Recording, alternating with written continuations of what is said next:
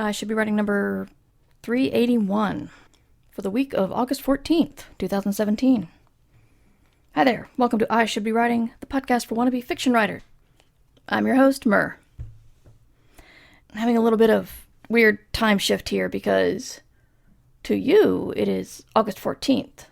WorldCon is over. Some of you will be traveling back to your home country from WorldCon. Others of you will just be going about your day as you usually do. I, however, am recording this before I leave. So I have no idea who won any of the awards given out this weekend. None. I don't know if I cried into my wine at the losers party or took a whole bunch of selfies with the guys from Clipping because I won. I'll probably try to get selfies with the guys from Clipping even if I don't win, but that's another story. But I do want to talk a little bit about awards themselves because they mess with your head. They, when you're not nominated, you feel bad, you feel less than, you feel invisible. When you are nominated, then you start to hear the internet's opinion about your nomination, and then you could feel really crappy, or really excited for the nomination, or both, depending on what you're doing and where you're looking at the same time, at that time. When you lose, it's crushing, and you go to bed, and then you wake up and you realize that even though you lost, you still have to write. When you win, it's overwhelming, and it's amazing, and it's wonderful, and you go to bed, and when you wake up, you realize you still have to write.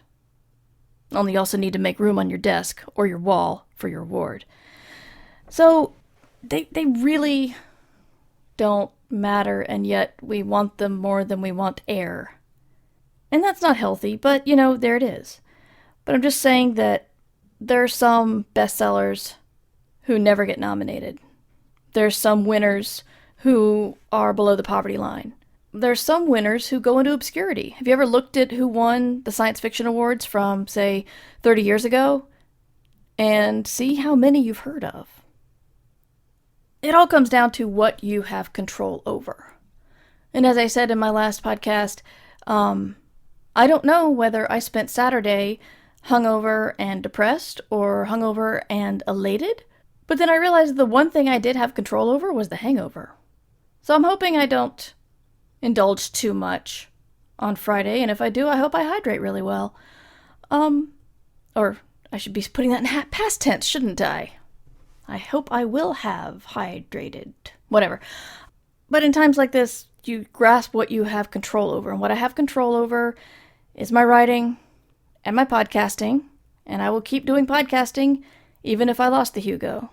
And I will keep doing podcasting even if I win the Hugo. I've had elation and disappointment with writing books, and I keep writing. Because that's what I have control over. My book comes out in 1 week, the I Should Be Writing book. And when I get home, I'm going to be going full force into promo mode. Although, if I have played my cards right, I will have already scheduled a bunch of blog posts and tweets and stuff, and won't be worrying so much about it. But still, it's still up for pre-order. It's a great gift for a new person going to school or a new creative writing student. So I figured since I just did a recording, I would do a feedback show. I've got a couple, and I asked Twitter this time for more questions. I got a, how you feeling? Did you shake off the blues or still fighting the good fight? Well, I answered that the last episode. Thank you, Nick, for your question. That's kind of you. But yeah, I'm doing a lot better. As of now, who knows how I'll be on the 14th if I've lost the Hugo. And no one else has asked any questions. Okay, we will go to email. You see, I felt bad last time because I asked for questions because I didn't think anybody ever gave me any. And it was like, I didn't see any. I turned off Twitter on my phone. I recorded. I pulled up Twitter, and there were a bunch of questions. So, whoops. But we'll go to email, and then we'll go back to questions, on Twitter if they're there. A listener who wishes to remain anonymous asked a very touchy question that I actually am going to open it up to the listeners, readers, listeners, you people, because I don't know the answer. But how do you handle professional jealousy when it deals with members of your own family? For years I've been writing and submitting short stories to a specific market. They've all been rejected. I'm alright, still learning from the experiences, but recently my partner started submitting to the same market as I do, and their work has already been accepted and on the way to being published. I support them, want them to succeed, but what are some ways of handling myself without upsetting them or being disrespectful? How can I not become discouraged in my own writing after all this time? Oh, I don't know. Actually, I've wondered. I think about partners who are both writers. For example, Elizabeth Bear and Scott Lynch, Laura Mixon and Stephen Gould. And I imagine that it's tough. You are happy for them, but there is that sense of, well, what about me? I'll be honest. Ursula Vernon, and she's just my friend, was at my house the night that her agent called her and told her that she got a 2-book deal. This was her first 2-book deal. And I congratulated her, and I was very happy with her, and then she went home and I got drunk. And I had a hangover the next day, just insult to injury about the fact that I was so jealous of my friend. I think you should find someone that's not your spouse to confide in so that you can, or partner, sorry, you didn't say, so that you can vent without hurting them. Because really, you're talking about two different things here. You're talking about your career and you're talking about their career. When you talk just about their career and don't compare it to your own, you can be happy. That's awesome. It's awesome that they're selling stories. And when you think about your own career and you need to vent, find a friend to vent to. Because, well, it's not fair to your partner to hold themselves back for your feelings. Those emotions are there, and it's hard to deny them. So, find some way to let off the steam.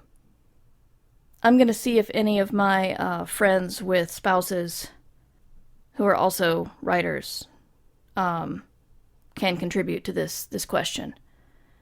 But good luck. I can imagine the feelings it must create in you. And I'm glad you are happy for them. But yeah, it's completely natural to feel that way. But I think this is one time when your spouse is not the person you should confide in. Or your partner. Sorry, I keep saying spouse. Good luck. And keep writing, because, soon you'll be selling too. Brian K. writes, I recently purchased a program called Aeon Timeline. That's AEON. It's a program that enables you to create your own timelines for your stories, and it even syncs with your Scrivener projects. Maybe your other listeners will find it helpful. This program looks pretty cool. I was checking it out, and I really, really, really wished I'd had it when I was writing Six Wakes. Because I had the timeline all over my whiteboard. I had it all over the floor on note cards, making sure I knew when each clone was born and died and how that coincided with historical events and each other's lives. And it was a mess. And when I heard about this, I'm just like, where were you a year ago? Come on. But for the future, it sounds like a cool product. This is not an endorsement, but go check it out. Brendan says, I've been banging my head against a keyboard on and off my entire life. I recently finished the final draft of a novel I've been working on for a long time. Awesome! Congratulations! That is huge. You know how many people have not finished the final draft? Go you. After listening to your podcast, surfing the web, and soliciting boards, I realize I've made 2 fatal mistakes. It doesn't have a satisfying ending. There are enough threads left undone for a whole saga, and rectifying that would entail rewriting the whole thing. It has 2 protagonists, 2 POVs that never intersect and won't until the 2nd or 3rd book. I know now that selling this would be nigh impossible. I know that I need to resist the urge to spend 1,000 years rewriting it. But a part of me still wants to spend months querying, test the waters. Is this a silly waste of time? Should I bother querying? Okay, first, there's a balance to strike between don't send out crap and don't self-reject. Querying actually doesn't take a lot of time nowadays. I feel so old saying this, but it actually wasn't that long ago when you had to query using paper and stamps and printouts. And lots of different agents and editors would want lots of different kinds of queries. 1-page synopsis, 2-page synopsis, paragraph synopsis, first 20 pages, whatever. And that was a pain to keep track of and print out and send off. And it's so much easier now because almost every single place takes email submissions. So if you want to submit, do it. It's not going to take that much time. However, I'm going to challenge you to start your next book now. Querying is not a full-time job. It's not even a full-time writer job. If you have another job and you're writing on the side, querying still doesn't fill that time. I want you to start a second book, and I don't want it to be in the same world. If you sell this book, then you can put the book you're writing aside and get to work on the sequel. But, as you said, you've been working on it a long time. You need a fresh world in your head. You need fresh characters. You need to learn how to write a new book. So, pick something new and write about that while you're querying for this one. You could do both at the same time. Jason writes a very, very kind email about how a lot of the problems that I go through are reflected in his life, and it's encouraging to know that he's not alone. And he said I could mention some of them to tell you guys that you're not alone.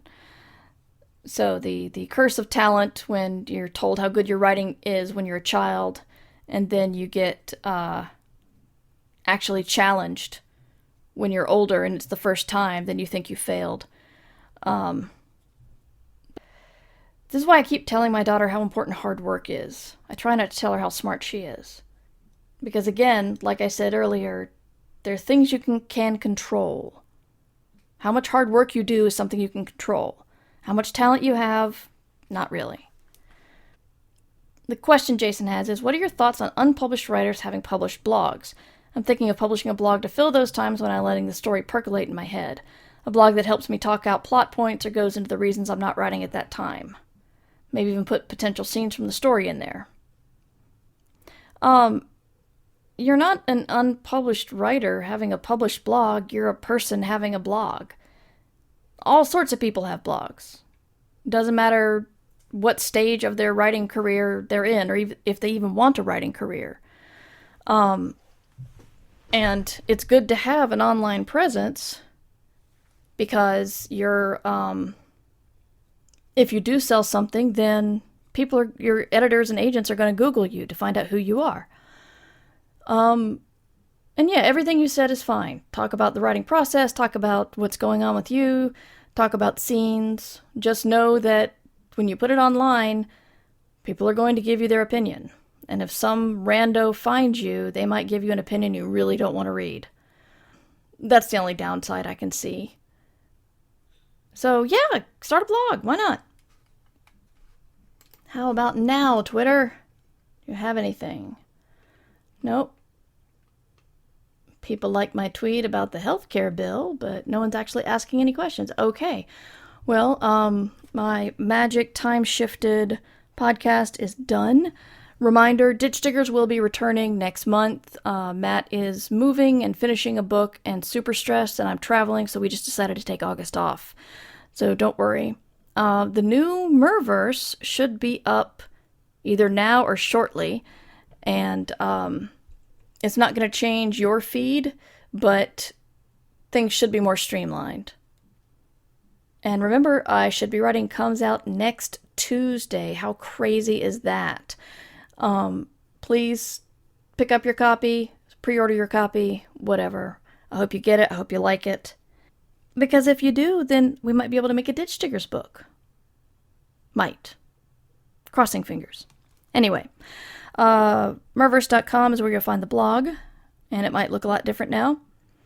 You can reach me at mightymur@gmail.com and support the Patreon at patreon.com/mightymur. I will be back from my travels shortly, and we can resume the critiques and one-on-one meetings. So let me know when you're free if you are part of those tiers.